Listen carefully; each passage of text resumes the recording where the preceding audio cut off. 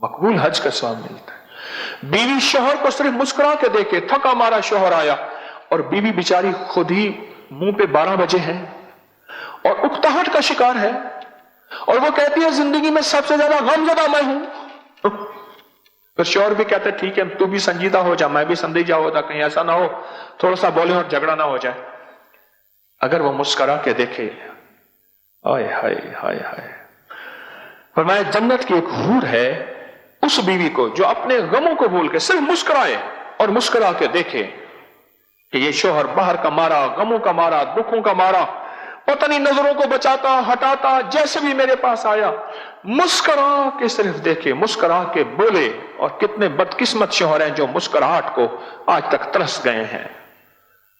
मुस्कुराहट के देखे, पर मैं जन्नत की एक हूर है, फौरन अल्लाह से कहती है या अल्लाह ये औरत मुझे दे दे और मैं इसकी गुलाम बन जाऊं। होय होय, जन्नत की एक हूर है जो कहती है या अल्लाह ये औरत मुझे दे दे, ये बंदी मुझे दे दे, ये बंदी मुझे दे दे, मैं इसकी गुलाम बन जाऊं। और अल्लाह भी कहता है मैंने वादा किया ये बंदी मैंने तुझे दे दी।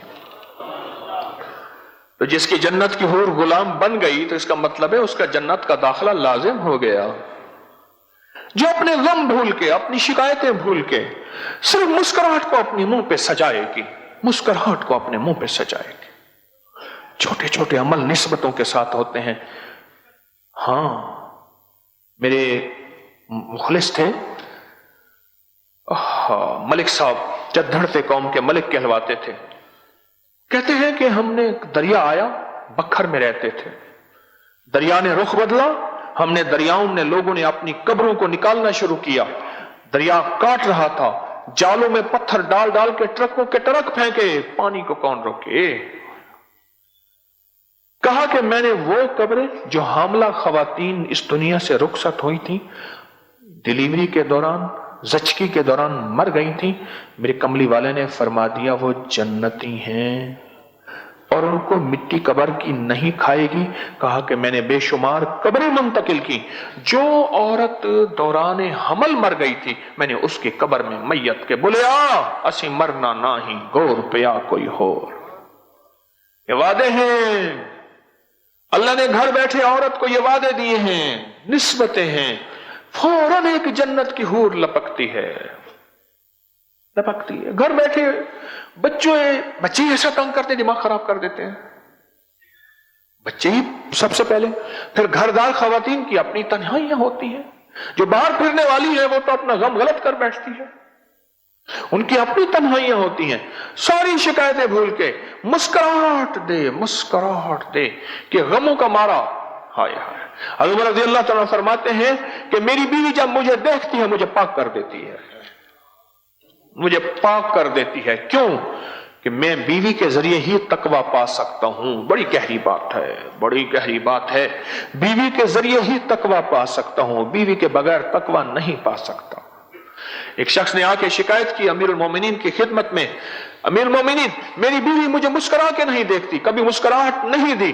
फरमाया अगर मुझे हुक्म होता मैं दूर से उसकी खबर लेता कि वो अपने शोहर को गुनाहों की तरफ, और फरमाया क़यामत के दिन ये पकड़ी हुई होगी और पूछा जाएगा कि बता इस पे जुर्म तेरा था इसका नहीं था। बड़ी बारीक बातें हैं, बड़ी बारीक बातें हैं।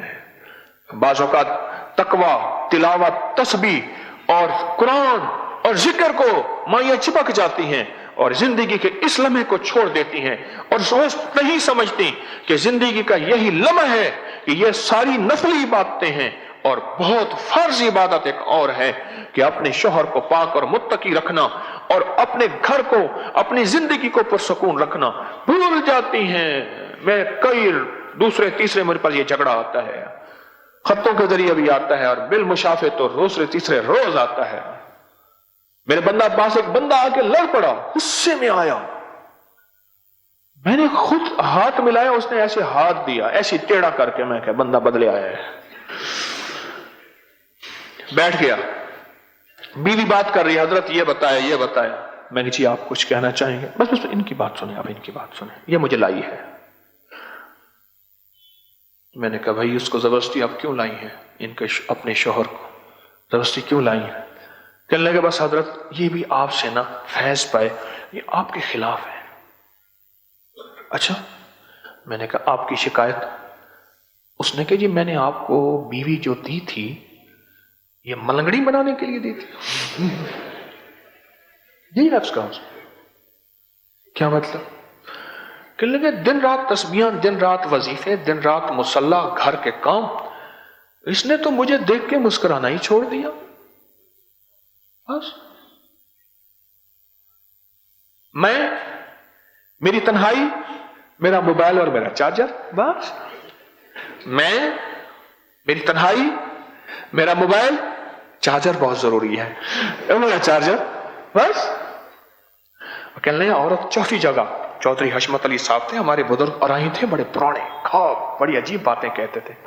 ایک تو میرے بارے میں کہنے لگے تجھے اللہ نے 10 سال پہلے جو بعد میں شہرت ملنی تھی تجھے 10 سال بعد پہلے دے دی ہے، تجھے اللہ نے خصوصی عنایت، عجیب باتیں کہتے تھے۔ ایک دم فرمانے لگے عورت چوتھی جگہ جا کے اپنے شوہر کو مانتی ہے، پہلے کہتی تو کون ہے؟ میرا ابا اماں جی وے، سدا جی میں، ابا اماں بوڑھے ہو گئے، مر کھپ گئے یا خود محتاج ہو گئے، پھر کہنے لگے تو کون ہے؟ میرے بہن بھائی جی ہیں، بہن بھائی اپنی میں پڑ گئے، پھر ادھر یونین جوان ہو گئی اولاد، کہاں عورت کی یونین ہوتی ہے، اولاد اس کی یونین ہوتی ہے، کہ تو کون ہے؟ میرے ببر شیر گبرو جی میں، انشاءاللہ سدا جی میرے ببر شیر ہیں۔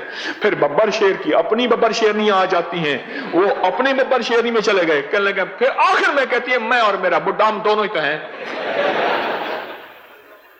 میں اور میرا دیکھو یہ بڈھا ہم دونوں ہی تو ہیں۔ چوہی صاحب کہتے تھے، اللہ ان کے درجے بلند کرے، کہتے تھے چوتھی جگہ جا کے مانتی ہے، اور وہ قسمت والی ہوتی ہے جو پہلے دفعہ کہتے ہیں نا نا نا، یہی میرا انتخاب ہے، یہی لاجواب ہے، یہی میرا انتخاب ہے اور یہی لاجواب ہے۔